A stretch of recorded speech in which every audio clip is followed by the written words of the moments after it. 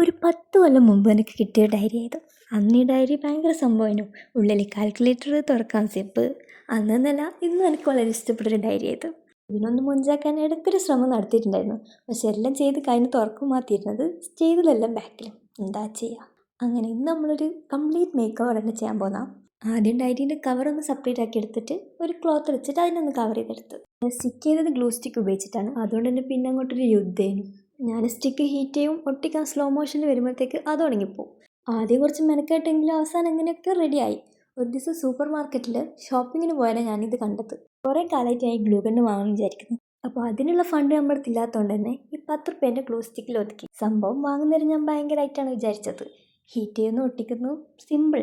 പക്ഷേ വിചാരിക്കുന്ന പോലെ അത്ര ഈസി ഒന്നും അല്ലടോ. പക്ഷേ 10 റുപ്യക്ക് ഏതായാലും ഇത്രയൊക്കെ ധാരാളം തന്നെ. നമുക്കൊരു ബോ സെറ്റ് ആക്കണം.